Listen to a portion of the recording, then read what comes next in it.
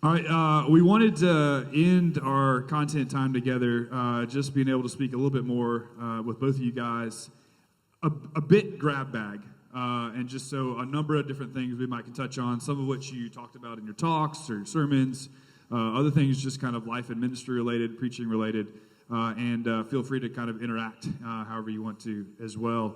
I always find being able to kind of process through content in conversation helps some stuff to kind of land, and so that's kind of the place for this. I would love to talk a little bit, Mitch. Thank you so much for spending some time working through kind of a hermeneutical talk for us, but then also displaying it for us in kind of live form in a sermon.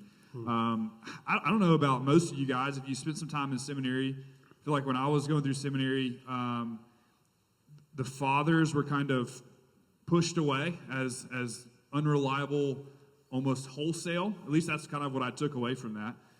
But I think there could be some really helpful things that we think about as we look at the examples that we have of Christians that have gone before us.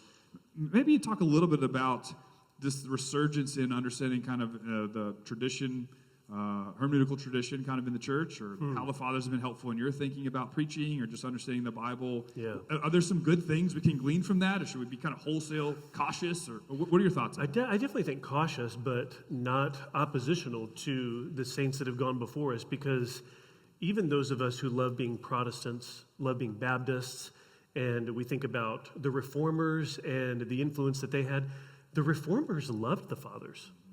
You know, the Reformers read them and valued their input. I think this comes down to recognizing you can really learn from people, even if all their conclusions aren't going to be the exact ones you draw about a text. There'll be plenty of things you won't agree with exegetically with Augustine's conclusions about stuff. Should you still read Augustine? Absolutely you should. And this is just the truth for really all of church history, where there are helpful theologians along the way. I did not grow up knowing hardly anything about church history. I knew I was a Baptist. I grew up in a Southern Baptist home, but I don't even know as a young kid if I could have told you what a Baptist was. I was just one, and growing up in a Baptist house. I think later on in life, though, especially in seminary, being exposed to church history and having your perspective clarified on what's gone before us, it's really overwhelming how much there is to learn and to read from the saints before us, and these controversies that they've had to address, the apologetics and preaching helps that they have for us as modern day readers. We should avail ourselves. And the reason I said, though, cautiously is because, sure, there are things within the tradition. I mean, it's not uniform. There's all kinds of diversity. So I don't even mean to imply that there's like a tradition of thought on this. There's diversity on millennial views and baptism practices, and you can see a variety of things early on in the early church. And as Baptists, and in particular on baptism, we're thinking about a mode of immersion, and we're not trying to retrieve everything from history. So having some discernment and caution is good, but we don't want to be Protestants who are anti-pre-Reformation heritage. It's all our spiritual ancestry, so let's learn from it what we can. And I think we'll be the better for it. Jared, one of the things that you said in your talk, or in our first discussion, was that you feel the role of the sermon is to bring this text to these people. And we talk often about the task of preaching being a contextualized one to a specific congregation. I know there's always a pull and a temptation for pastors to preach to their seminary professors or their social media feed. That's a constant temptation. So how do you keep the focus on the text and on the people as you're preaching week in and week out, but also engaged in seeing things that are happening online and in the broader world? Well, I can only speak to my context. It helps that despite the fact that our church has a lot of young people in it, a lot of students, we don't have a lot of people on social media. So there's not a lot of internal pressure to have kind of a soundbite type preaching. We don't do any kind of packaging like that, and it's not that we ever, that we never would sort of take excerpts of things and post clips for our people on Facebook or something. But it's just not it's not a cultural expectation, and there's no cultural pressure. There's no mechanism to sort of look for, snappy bits or anything like that. They want me to preach to them, and so there's that piece. I think internally there is such a premium put on pastoral care that every pastor is actively involved and engaged in the congregation. I was just at another event last week, and I was asked, because they know I'm the primary preaching pastor, but I have 3 other jobs and that sort of thing, and someone just made the comment, and he didn't say it like critical at all. It was not, or at least I didn't receive it as a criticism. It was basically like, so you probably don't do much, pastoral care or something like that. And I was like, brother, if I came to elders meetings on a regular basis and did not have pastoral care reports, the other elders would be like, what are you even doing? I mean, it's just, you can't be a pastor at our church. Now, I don't carry the same load as our full-time guys, for sure. But there's myself and another fellow who's a lay elder, and we have, throughout the week, church members that we're meeting with for discipleship, care, all sorts of things. And so just being, having your preaching not just be aimed at the congregation, but in some ways it's emerging from the congregational life, from, shepherding the flock of God that is among you, like Peter says in 1 Peter 5. That contextual piece is certainly driving. So when you're thinking of everything from what kind of vocabulary you use, what kind of illustrations you use, length of the sermon, I mean, all those sort of components, they're driven by these people are the people I'm serving. I'm not, I guess ambivalent about outside perspectives on if someone's listening to the podcast or something like that. But just internally, there is an accountability structure almost built in that I am prayerfully thinking about my people. I'm carrying them throughout the week. I have the regular burden of caring for them, ministering to them, hospital visits, home visits, discipleship and the coffee shop, people in our home almost every week from the church. It would be almost impossible to not have them in my heart and mind as I'm preparing the sermon. And that in and of itself it doesn't prevent it entirely, but it keeps, or at least it mitigates against a kind of performative preaching where I'm just preaching to a theoretical audience. It gets harder when you travel and you're speaking in the context where you don't know the folks. And so, I think I know pastors well. I mean, I don't know you people. I don't know everyone here, but sometimes I go into context and there's a struggle there. I want to talk to the organizers if I don't know much about it. Hey, tell me about, especially if it's another church, tell me about your church. What are the demographics? What are they all about? And that kind of helps, me kind of tailor some things. But in the life of the church, it kind of keeps me accountable in some ways. That makes it the great joy, too. It's really amazing to preach to kind of your people. There's nothing better. No, it's really not. It's the greatest thing. While Mitch was talking, I was just like, man, I can't wait to preach this Sunday.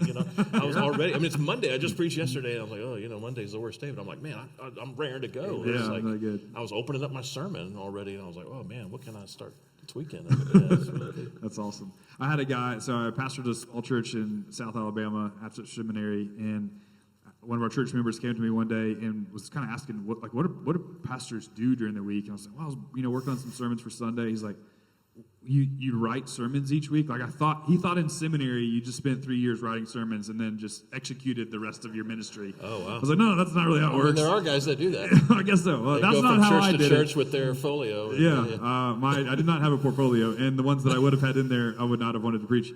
But like he was surprised that there was this kind of, there's this week in, week out, month in, month out, year in, year out, kind of like learning and growing and preaching as well. You guys have been preaching for a long time. How do you how do you hone the craft? Like, how do you continue to get better, to continue to think more clearly about what you're doing, more faithfully as a preacher? How do you do that? We got a bunch of guys here in different contexts. Some that are looking to go to seminary, some that are in pastoral ministry, new spots, some that have been in ministry for a long time. What do you tell some guys about, hey, here's how you can keep getting better at this task the Lord's given you? You want to say anything? Either or both. I just felt like I just talked a long time. I could let Mitch elaborate, but I just think doing it. I mean, with anything else, like the repetition of it.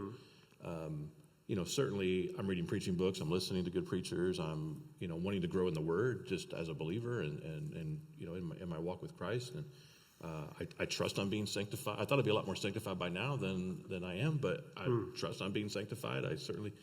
But I don't know any other way to grow and get better than to just do it a lot. And that's what I think can be frustrating, or at least there's a discouragement when you're a younger, aspiring preacher and you don't get as many reps. And so it can sometimes feel like, man, I feel like I could get better if I could just get more opportunities. And I totally understand that as well. But I certainly can see how, like, almost stages of my preaching life, almost like these seismic shifts, and then several years of, like, I'm just doing the exact same thing. I don't see any major changes or shifts or anything that I'm doing. It's just I'm just doing it over and over and over and over again for several years. And then maybe it's like, the shift from kind of topical, moralistic, therapeutic, inspirational, super creative preaching to gospel-centered preaching or expository preach. I mean, that was a huge shift. Moving from preaching just from notes to a manuscript. Some folks move the other way. They get better at preaching, and so they don't need the script. They preach from notes. I went the other direction. Not having a clear structure, even as I moved to manuscript, not having a clear outline, a clear structure, to then suddenly having a clear structure. But each of those shifts, I then did several years of kind of in that mode, and then I don't know, something clicked for me, or I went, I think this is the next thing I'll do. I don't know what will be the next edition, but I'm trusting that it'll come. Yeah. To piggyback on what Jared is saying, if you had opportunities to invite brutal feedback, and you said to somebody, for this next Sunday sermon, I would like you to listen, not just to be edified, but I want you to listen for some particular things and just give me some feedback. I want to grow and I want to be helped. Well, you'd want to be really choosy with who you. I wouldn't give a church survey. You know what I'm saying? Some find like themselves passing out always on that everybody. committee, no matter what. So. That's right. So maybe it'll be a spouse or a fellow deacon or a church elder who will say, listen, I've walked with the Lord a long time, and I've listened to a lot of sermons, and I would be honored to help and give some feedback. So you'd want a mature voice speaking into that, someone that could be constructive. But you just really need to pray for your own heart to receive whatever feedback that is, because number one, it doesn't mean they're correct necessarily. It is one voice, so you'd probably want multiple to invite. But secondly, people do see things you don't see. And sometimes what we need help with is not only the exegesis element of it, which you can learn through practice, but also through help with teachers and books and other resources like that. You can also benefit from people seeing you deliver the message, because there's both content and delivery. And maybe sometimes my delivery could be obscuring something I'm trying to be focused on in the content, and I don't realize I'm doing something. Somebody needs to tell me I'm doing it.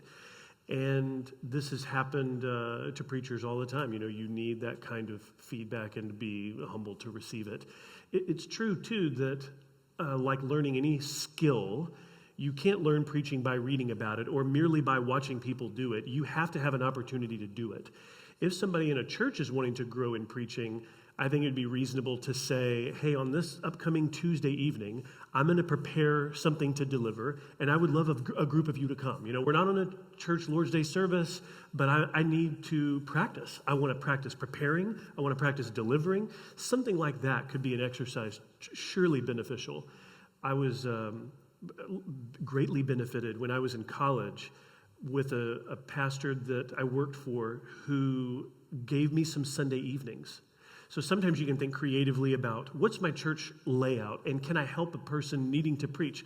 Would there be a succession of weeks that person could just take on?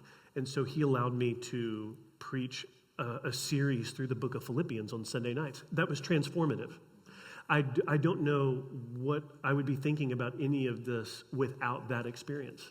So something like that was tremendously formative. It was very creative on his part.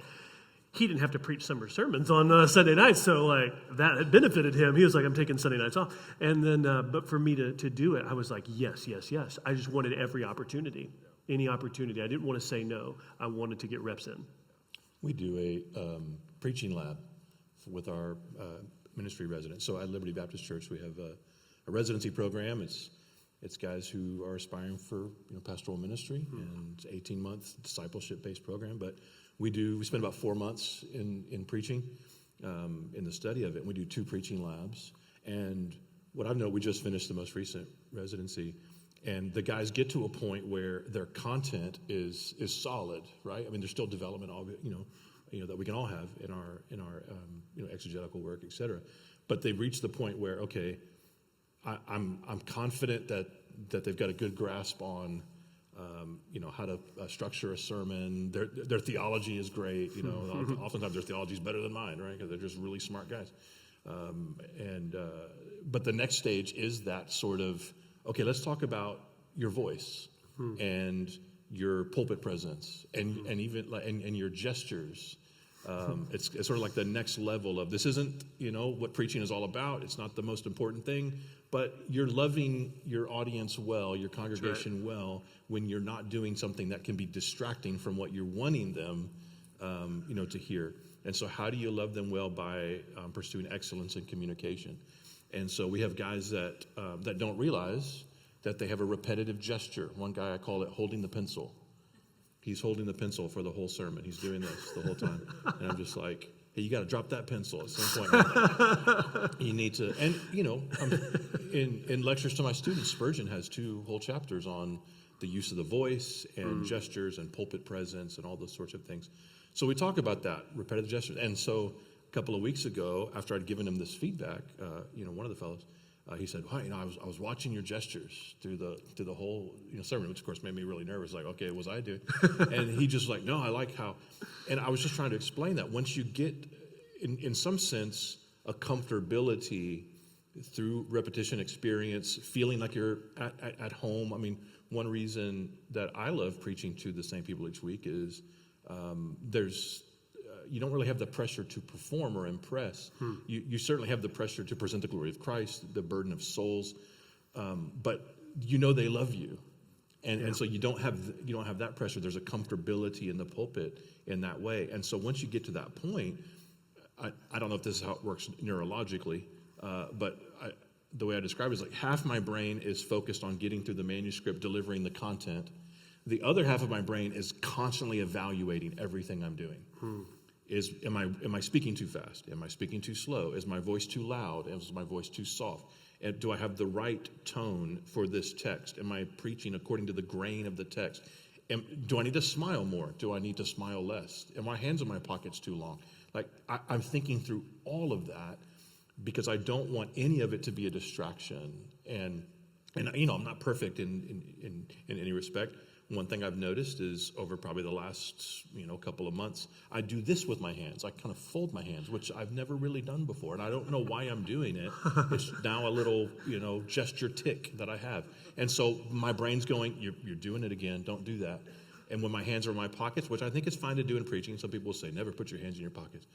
I think it's fine, but I don't want to leave them in there too long. This is not a casual exercise. We're not doing chit-chat, So I think it's fine to do it, but take them out, right? Then grab the pencil. Are you holding the pencil too long? Am I gripping? One thing I do too is I'm holding the pulpit. And I was like, I think that's fine too, but I don't want to spend the whole sermon acting like I'm holding on for dear life. There's just things that you have to do with your hands, to kind of be a kind of undistracting excellence. I think those things are important too, but you can't get to that stage until you start laying some groundwork of a kind of comfortability with the act itself, I think. It is amazing what you can think while you're still preaching. Yeah. Oh, for sure. Well, and you're also scanning. What are people doing? Are they sleeping? Are they nodding? Are they smiling? Is that guy got up and walked out? Is he going to the bathroom? Or did I do something wrong? That's right. I'm still, the first sermon I preached was 33 years ago. And I still, when someone is laughing, I assume they're laughing about me. And, sometimes they probably are. But a lot of times I just think, it's what anybody's doing in a crowd of people. Someone says something funny or somebody drops something on the floor. And if I see them snickering, I just instantly feel like really embarrassed and think, what am I doing? Is there something hanging out of my nose? Did I say something wrong? I just get really paranoid that they're laughing at me. And that hasn't gone away. I don't know how to get rid of it. Yeah, I think one of the great sanctifying graces in my life is having about 50 kids at our house on Sundays afterwards. And they'll let you know, especially some of the younger ones. So I had a pastoral prayer that went a little too long. One of them at the end of it just said, "Oh, that was a long one." It's really helpful. We've had a couple of questions come in. Thank you guys for sending those in. There's far more that we can get to. But just a process question.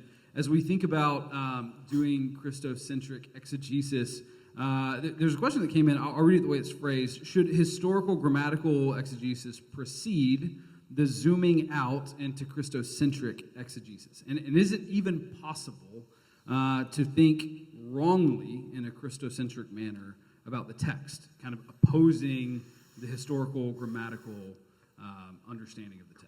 I think there does seem to be a logical order in trying to pay attention to what's going on initially in the close context and then moving beyond that more broadly. You can certainly err on various fronts where you might treat something in an overly symbolic or figurative or allegorical way when there's really no textual reason to do that, and you can make some bizarre statements. You could say that the 5 stones that David used he picked up 5, right, and then slay Goliath with one of them, or slew Goliath with one of them. You could say wrongly, those represent earth, fire, wind, water. Well, you could end up saying like something band? that you think you could not textually defend that, and I would imagine the intent in such an error is still a good intent to say, well, I'm trying to say something with this number or with this event, and I'm trying to make it mean, well, that comes down to developing instincts. And when you're learning something, it's just like playing the guitar. Sometimes you're playing something and you hit it and you're like, that wasn't it. Like, that wasn't it at all. That wasn't the right string. I'm not holding that right. And so sometimes you say stuff while you're interpreting and preaching and trying to learn a Christocentric instinct. And you realize, maybe in hindsight, if it's too late, that I shouldn't have said that. Like, that was not right. I couldn't defend that with the text. You couldn't demonstrate that exegetically. Someone else wouldn't come to that conclusion. That was just my imagination. This is a problem that people have rightly discerned with some of the early church and medieval conclusions on different texts. They will say, how could that theologian have concluded that? One example is pick up, an ancient commentary on the Song of Songs. And there's no telling what you're going to get. There's just no telling what you're going to get. But that doesn't mean there isn't symbolism and allegory in the Song of Songs. I'm against bad allegory. Yeah. I'm against bad symbolism. So in other words, if something seems to point to what's beyond, then okay, make that case. But just because you might have an instinct or some imaginative detail about something, it doesn't mean you can defend it exegetically. So there's certainly ways in which it can go wrong. But I think that being a patient interpreter and reading other people who are dialoguing and writing on these same issues is going to help us. It's going to help give us guardrails. It doesn't just need to be me and my Bible learning how to do this. It needs to be me in conversation with others. There's a follow-up question. Someone else had texted in. Is there a limiting factor in what you see as a type or an allegory? Obviously, reading Dr. Chase's book is the definitive limiting factor. But as you're reading something and you think this may be an instinct, this may be a type, how do you progress through that to determine whether that's valid or not for other So the big tricky part is whether the New Testament hasn't identified it. If the New Testament has identified it, case closed. But if the New Testament hasn't, one of the things Greg Beale has argued in his book with Baker Academic called New Testament Use of the Old, or Handbook on New Testament Use of the Old, Beale argues if you could show that the type that you're proposing parallels an identified type that the New Testament authors have said, because there's a similar pattern, then you can have some correspondences that can be meaningful. And one of the big controversial examples is like Rahab's cord. So I didn't go on into that, but it's not because it's red or scarlet colored. It's not because it hangs up and down like the cross. But if you can demonstrate textually and literarily that Rahab's cord is actually a Passover event, and that judgment passing over a house properly marked in Joshua 2 is an Exodus Passover story from Exodus 12, and you can show the parallels between those things, and that when the biblical author is writing about the Rahab story, he intends you to hear the echoes of the Exodus, and that the Passover lamb in that covered blood moment, that does foreshadow Christ. So one way you could argue the very controversial element of and I'm even saying that's everybody's thought here in this room. I lean that direction, but I recognize it's a challenge.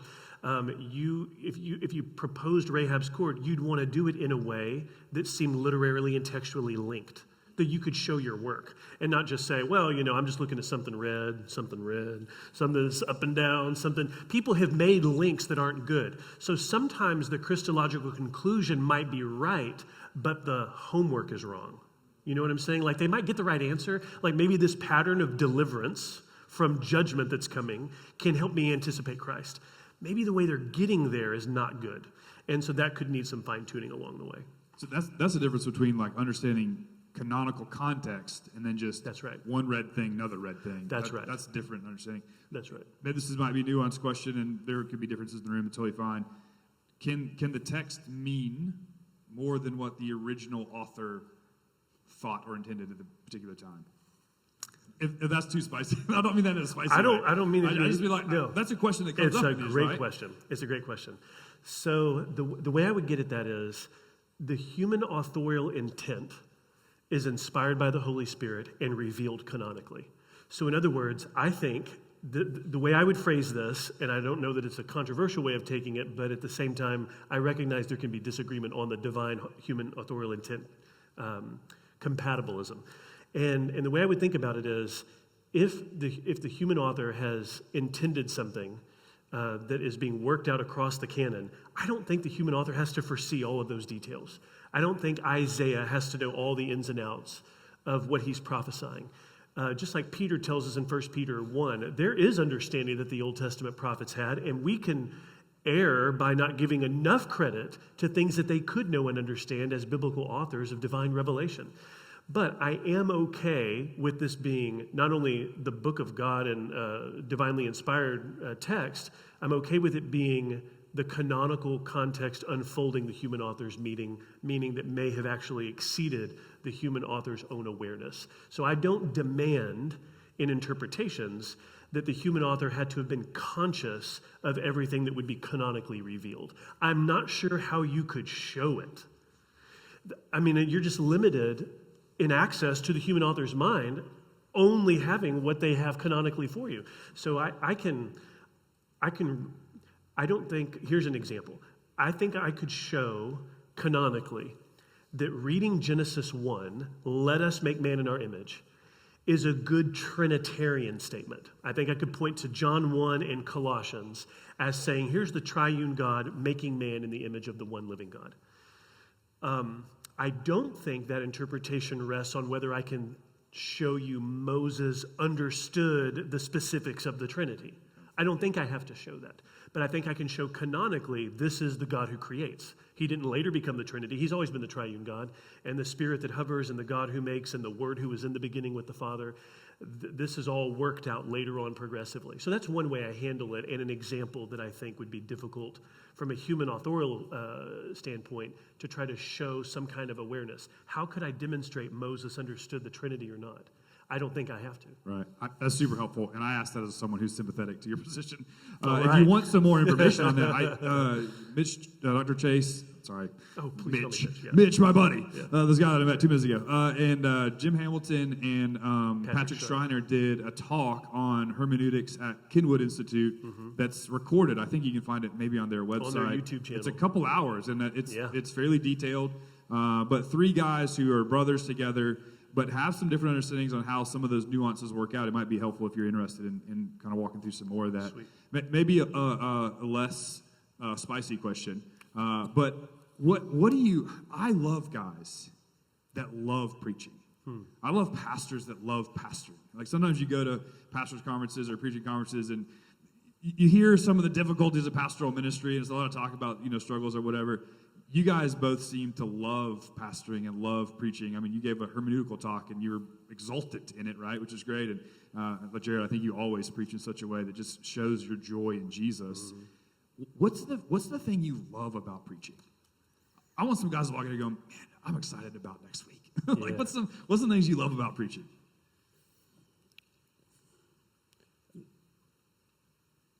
The number one thing was what you just touched on, being able to show, not just tell, but show that the glory of Jesus is delightful, it's delicious, it's something worth being passionate about. Our emotional meter taps out or tops out at so many things in this world. It's an angry age, and I want to demonstrate not just that the text itself is a burning bush moment, that every time we open the Bible, I'm hoping that we're, there's sort of, I don't know, the Holy Spirit is using the exaltational sense of preaching. I think preaching is proclamation that exalts in the exposing of God's glory in Christ. So there's an exaltational sense where preaching is itself an act of worship. We're still worship leading, even though the singing's done. It's a kind of singing in and of itself. That is leading others to see that the Bible is, it's really God speaking to us. When I open up that book and I'm half awake in the morning and with my cup of coffee trying to do my morning devotion and I'm trying to make heads or tails of this genealogy, nevertheless, I'm on holy ground and the window to heaven is open and His voice is coming to me. And I think the way you treat the text, I'm tired of hearing preachers even read their sermon text at the beginning like they're just reading the phone book. I don't think you need to over dramatize or be over fanatical in your voice modulation or anything like that. But read it like it's important. Read it like it's got life in it. Read it like it's really God speaking to us. And then just to be able to demonstrate what we were talking about earlier, that the glory of Christ is not a mundane thing. And it's a life of preaching that really changes people too. I think not every sermon is going to, more often than not, I go home on Sunday afternoon and I think, oh man, I could have done that better. I should have done. We're usually our own worst critics. A few of us have our worst critics or someone else in the congregation, but for most of us, we really are our worst, our own worst critic. We see all the things that we should have done, should have said, and I do all that, but I'm also having to trust, okay, it's not, my performance at doing anything. It's just the steady feeding of God's people from God's word and showing them the glory of Christ, showing them the glory of Christ, showing them the glory of Christ, that over time is really, shaping them. Yes. One sermon could do it for one person. Any given Sunday is a time for somebody that the Holy Spirit's like, hey, this is your day.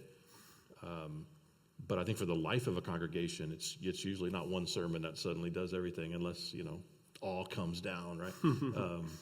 But it's just the steady grace over time that's really shaping and forming. And we don't remember every meal we had over the last 10 years, but they kept us alive and fed us and helped us grow. And I think that's what preaching is. And when we remember that, we can kind of take some of the pressure off us and put it on the Lord. We can trust Him with our regular faithfulness. I remember our pastor in Auburn would say that we often overestimate what the Lord might do in one sermon, but underestimate what He might do in 10 years of faithful preaching. And he has a great sense of humor, too. I think every regular preacher or longtime preacher in here has this experience where, the sermons that you think, man, I knocked that one out of the park, and nobody says anything. And then the ones you think, oh, man, I really fumbled that. People always come up and man, that really touched me.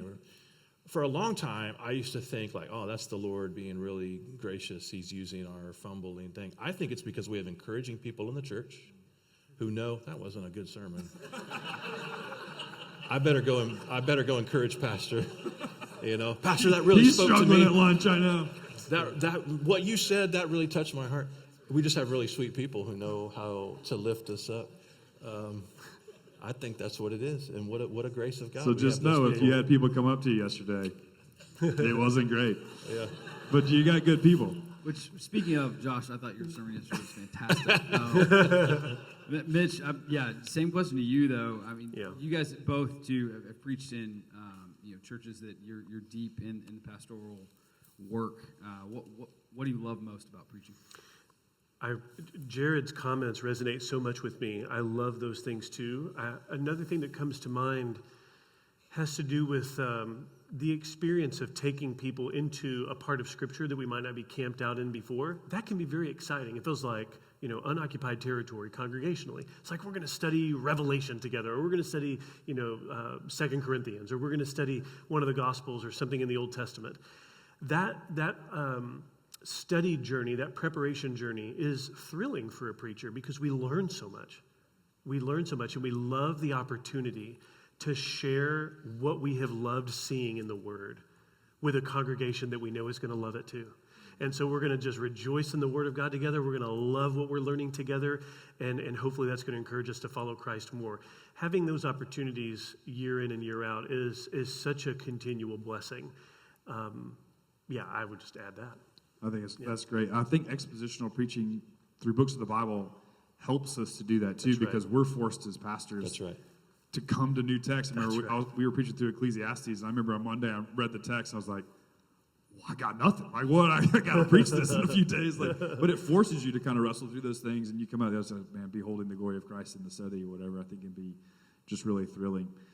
Shift gears a little bit too. Both of you guys are in seminary context as well as pastoral ministry. Again, we have guys that are looking to go to seminary. We have pastors that have people coming up to them asking about seminaries.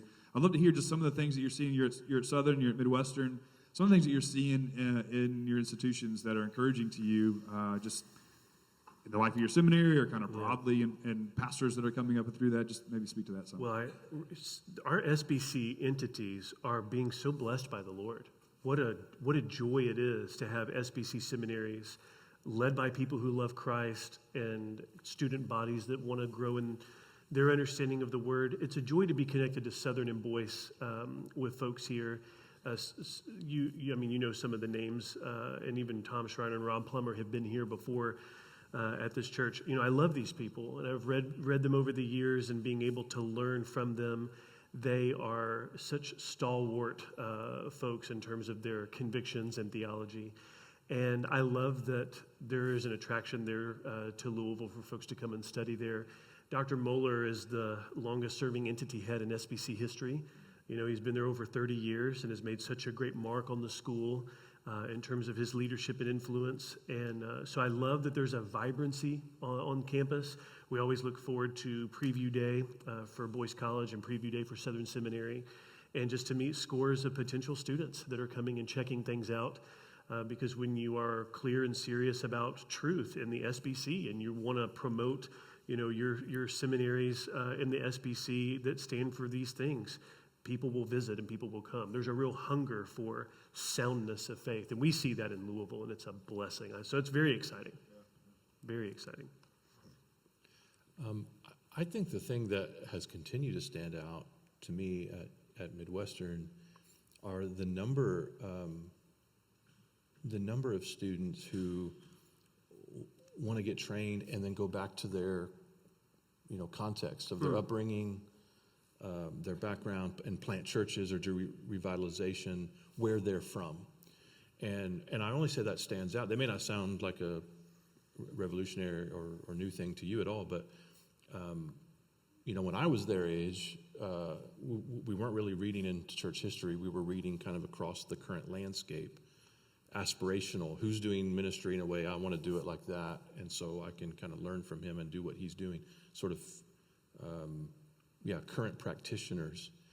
And then it wasn't we weren't really thinking. We talked a big deal about mission, and certainly there was church planting in mind, but it was about building something big and sort of as approach to growth, and that's certainly still exists. Of course it does. And we get some of those, students who come from those worlds as well, and I get to joyfully break their hearts in my pastoral ministry course. Just as a rabbit trail, that's exciting too, because I'm introducing gospel centrality in Introduction to Pastoral Ministry. And usually about week 5 or 6, I get a rash of emails. Hey, could we get coffee? And I'll sit down with a student, and it's like, hey man, like my church doesn't do this. And I'm becoming convinced, right, of, expository preaching. That stuff's still radical, stuff that a lot of us just, that's the matter of course. Like, what else would you do, right? We can increasingly have students who their churches do not do that. The churches they grew up in didn't do that. The pastor who mentored them and loves them and cares for them and is a good guy doesn't do that. And there's this kind of like a crisis of, am I being unfair or unfaithful to pursue this? But I'm becoming convinced. That's really exciting. But what I also see is just an increasing number of students that they just love the church. Yeah. They're not trying to build a name. They care less today than my generation did at least 20 years ago about celebrity pastors and preachers and the conference circuit. And those things will always be, I think, a part of evangelical life. And I think there's a profit to them and what have you. But I think the younger generation is they just want to take the gospel back to their hometown and, do almost like indigenous. Even so, I spent just a few years in New England, before moving to Kansas City. And the whole wave of sort of church planters and, revitalization efforts that were taking place, at least in the kind of 10-year window that I was there, kind of came out, still interested in kind of promoting the region, was people from the outside, typically from the South, moving up, seeing the need, just like we saw in the Pacific Northwest. There was we saw a need. It's a least church region, and so we solved that. Well, even solved it, but we made it not the least church, region. And then New England became, and we're a missional people. We looked and we said, there's a need, and guys started going up. But now we're starting to see those churches are making disciples, they're winning people to the Lord, and then people are growing up and they're staying and wanting to plant churches in their hometown or take on pastorless churches in their hometowns. And I just see that increasingly. So it's so refreshing. I had a radar up when I first came to Midwestern. It wasn't to teach. It was to work in the communications department and kind of help get this for the church thing out there. It worked, I think. Well, I just was like, do y'all really believe this? Or is this just, branding? I just have I have an allergy to that. And I was the worst social media strategist in the world because I was like, we'll just post it, 9, noon, 3, and 6. And they're like, there's a lot more to it, Jared. There's algorithms. I was like, well, you lost me. As soon as you bring math into the thing, it's good enough for me to figure out how to schedule a tweet, But I'm just like, is this just something we say? And over the years, I was like, no, it's not actually. It's hard to walk down faculty hall and find a guy who's not an elder in his church, or at the very least actively engaged. We have to give a report every year on our churchmanship. It's part of the, to get re-upped, for faculty. They don't just ask, you still affirm Baptist faith and message, and Denver statement, and Chicago statement, and that, Nashville statement, and all that sort of thing. They ask, how, what are you doing in your church? How do you serve your church?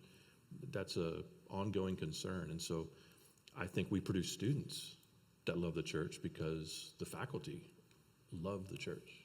Yeah, I've benefited from both institutions, been a student at both institutions, and I was studying with Thomas Kidd at Midwestern, and I was just asking about the church that he attended, and he said, man, me and my wife, we were looking for a church where primarily we could be in the nursery and hold babies. And I thought, man, I'm home. Along those lines, we've had several questions related to thinking through illustrations in sermons, and then also the fact that our congregations and the folks that hear us preach are made up of age groups that are not all the same. And so how do you guys think through, I just had a variety of folks talking about the illustrations you guys used and how helpful they were, and then asking questions about communicating a Christocentric view of Scripture to children in the sermon. So that's kind of a big ball of wax there. But how do you guys think through illustrations, and how do you think through preaching a Christ-centered sermon to a mixed age group of folks? I think early in my preaching, I took too long to do illustrations. And I think that it ended up undermining other aspects of content. The longer I've been preaching, the more I've continued to believe in the importance and value of illustrations. But I've probably shortened them. I might tell some short stories or give a word picture. I mean, even something as simple as a metaphor is an illustration. An illustration doesn't have to be something that you've tried to memorize. It's a paragraph-long description of something, though it can be that. I've also found, though, and I learned this from that pastor I talked about that I preached those Sunday nights for back when I was in college.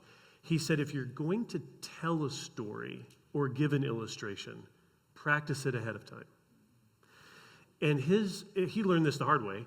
He said, you might be up there in the pulpit, something comes to your mind, and you think, I wonder if I should say this right now. Well, I could go one of two ways. And then you could be in the middle of it and thinking, I've got some details wrong, what am I doing, or that's not right. And so his whole point was, don't ever put yourself in that situation. Like if you're going to give an illustration, it's going to be a potent one. It really matters for your content. Then make sure you know what you're going to say. Not because you're trying to memorize it word for word, but don't try to think through it on the fly. Oh yeah, I remember that one time, was it 1993, like you don't want to do that. So the importance and value of having illustrations, firmly believe in. I probably give shorter ones and even just a brief word and picture or metaphor these days. And if something seems worthy to explain a bit more, I probably will have thought through how I'm going to say it so that I don't bungle it. I don't do a manuscript. And so I wonder, Jared, when you do illustrations, and you're probably about to answer his same question, so I don't mean to jump on that too, but do you have wording like that in manuscripts as well? How does that work with your? Yeah, usually I write out the illustration. Okay. Occasionally, if I feel like I just know it really well or it's Yeah. something I've told before, I'll just have a little note. And at that point, I become more extemporaneous or Gotcha. Unscripted. But usually I'm word for word, Yeah. off that manuscript. Yeah, even with the illustrations.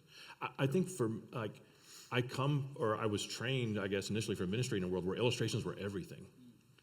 The creative content was the star of the Yeah. show. And so there's just so much weight put on creativity.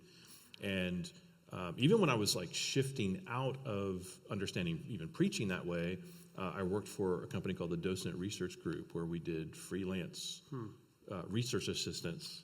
And it was it was an army of Calvinist guys doing research assistants for all these attractional megachurch guys. Because they were the only ones who could afford to use the program. And so we all thought, oh man, we're gonna change the world. We're gonna change how they preach, and we're gonna reform through the back door. So we were so stoked. And then one of my clients, who you know his name, if I said his name, you would know who he is. And he was a very kind guy. I had to do a lot of repenting about my image of some of these megachurch multi-site, attractional guys, because he was always very kind, despite the fact that he never liked anything I did. And eventually, all he wanted were illustration options. I was basically writing an illustration book almost every month, and he never liked any of those things. And it was just like a reinforcement of, man, in this world, this is everything, and trying to find the killer illustration. Yeah. And I still think illustrations are important. In fact, I think part of the importance is not just helping people visualize the principles that you're teaching, or whatever didactic information is in the text. I think it helps your congregation, your audience rest. It gives them a rest. If it's just a vast expanse of exposition, they lose more. And so you want to, I guess, to go back to my previous metaphor, activate another part of their brain. You will notice anytime you say some variation of once upon a time, even if it's just last week I went to the grocery store, people, they lean in. Yeah. It just perks up. The danger in that is that you begin to trust the illustration to do what the preaching of the text should do and will do. So you don't want to put undue weight on it. However, I think there's still an important facet. Where I have grown, I think, is in becoming more versatile or having multiple tools. So I don't have to have a killer story under every point. I can begin to think through okay, I can tell a personal story. I can do an anecdote from history. I can just read a quote. Sometimes I just use, David Garland says in his commentary on 2 Corinthians, and that serves as an illustrative function because it's a different mode of speech. Yeah. so-and-so says, and it's just a different kind of content delivery that activates the other part of the brain. Imagistic language, like Mitch was saying, sometimes it's like a metaphor. Jonathan Edwards didn't really use sermon illustrations the way that we conceive of them, but he was a very illustrative preacher where he's just constantly using imagistic language and metaphor and those sorts of things. So I think having a kind of variety of things is important so that you're not putting too much weight on, I got to have a story. I used to be really down on kind of the canned, so it was like pre-internet, where you had those illustration books. Like legit hard copy book. Yeah, and they would be full of what I used to call Little Johnny stories. Like, Little Johnny went to Sunday school and such as. And I was like, don't use Little Johnny stories. But it depends on what kind of preacher you are. You know who does those kind of stories in a way? H.B. Charles. Yeah. A lot of his illustrations are these little fictitious, I heard him give one. It was about the fellow in the hospital who was looking out the window at the brick wall or something, and it was all a matter of perspective. Like, that was the takeaway. And like I've heard, that was in those books. Like, I remember reading that in those canned things. But I would say most people shouldn't. It doesn't sound like a canned, corny story. So sometimes it's just like what kind of preacher you are, what kind of congregation you have. That can sometimes also shape your ability to use different kinds of illustrations. I thought you guys both used them really well. I think when I first started preaching, I thought of illustrations almost solely as I need to make a fuzzy idea clearer, and the illustration helps me. Yeah. But I find oftentimes I use them to make something that's already really clear kind of land better. Yeah. That was a different way of thinking about illustrations than I thought earlier. And I also, one biblical case that people would try to make, especially in kind of my seeker days of where creativity was everything, was like, man, Jesus would tell stories, and that would be his sermon, right, et cetera. And then one day I'm like, oh, the way Jesus used parables is not the way that we use illustrations. The illustration is to clarify, and so often Jesus tells a parable, the disciples don't even know what he's talking about. Right. They leave confused. He's got to interpret the thing to them, and it's like, Jesus is not a bad teacher. If the story you tell leaves people going, I have no idea what he's talking about. Like, they must have a different function. Isaiah 6, right? So that seeing they won't see, hearing they won't hear, that they have an obscuring function as much as a disclosure function. That's how Jesus' parables work. Our sermon illustrations aren't meant to do that. You don't give an illustration so people won't understand what you mean. So they have to function. I think you can take kind of the principle. Jesus used object lessons and the things around him. Like, there's a principle there for illustrative, but the idea of like, I'm just going to be a storyteller, that preaching is, storytelling, there's nothing biblical in that. If I could speak to the children part as well, I think that illustrations are going to help both the adults and the children in the church, because kids love to imagine. And in Keller's book on preaching, he talks about reaching the heart through the imagination and talking about giving people images for their mind, whether maybe it's just a symbol that God is a rock, and reflecting on the importance of that. Children love stories and illustrations and pictures, and I think that's a great way to be incorporating them in the preaching moment, is you're just mindful that this is going to help more than adults. If I give this illustration, kids can remember this. And it's something funny lately in our church. I said on Sunday nights, we've been going through Judges. Man, the kids in our church are really attentive in the stories of Judges. I had no idea this was going to be happening. And I will have, there's this one kid, I think he's 10, and he will bring me a drawing of something that he has illustrated of the text I'm preaching in the moment of what one of the judges was doing. And it's usually very graphic. And at the same time, like he's thinking about it. And it's in his head. He's thinking about the story. And he's so proud of his attentiveness to the story. He's like, here's what happened. And I'm like, that's exactly what happened. You should probably throw that away. And don't put that on the fridge. That's really gross. But at the same time, in all seriousness, I really think that we can underestimate what children pay attention to. There was a church member a couple months ago who told me when I was preaching from John 1, he said my little boy who's 4 was listening to something I was saying. I was saying that Jesus is the Word. So in their family time, the dad was giving them this question like, all right, children, what is the word of God? And I think they were doing some catechism. And the young boy said, Jesus is the word, Dad.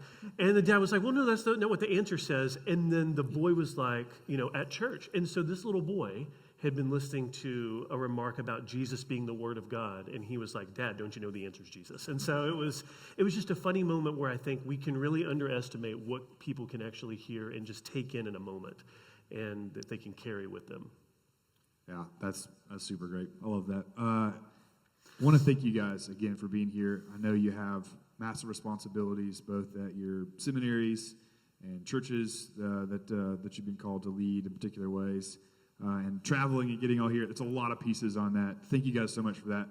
What are some other things you're working on? If some people here have been benefited from your ministry, do you have any current projects you're working on? This is a free, no shame promo time. Some stuff that you guys are working on. We have a captive audience here. But yeah, just some things you guys are working on that we should be aware of. You want to go first? Sure. I have a couple of books coming out this year. One book coming out in June called Pastoral Mentoring for the Care of Souls. Comes out in Lexham's Ministry Guides series.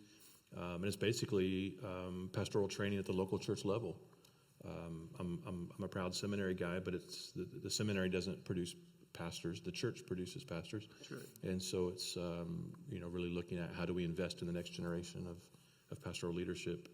How can we create leadership training, pastoral training in the local church?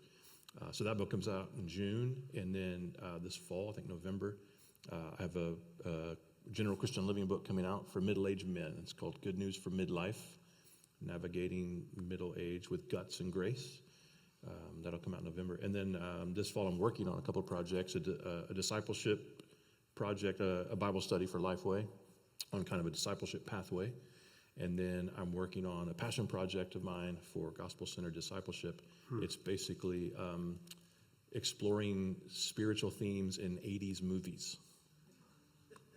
You are a movie guy, I heard, I am right? a movie guy. Okay. I've been wanting to write this book for years and years and years.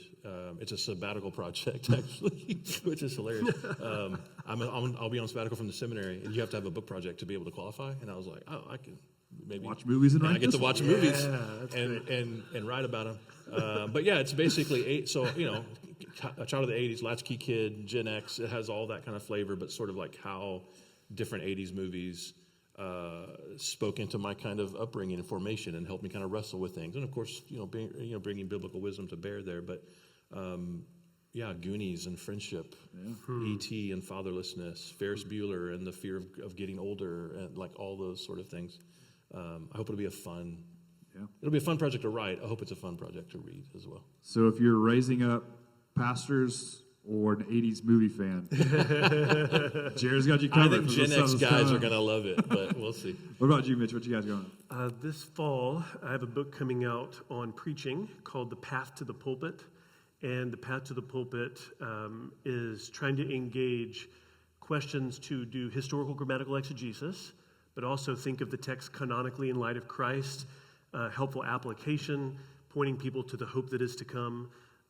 I touched on some of these things in that Kenwood Institute hermeneutics talk that you had referenced earlier, Josh. And so The Path to the Pulpit will be out this fall. I'm excited about that volume. I hope it'll be an encouragement to preachers.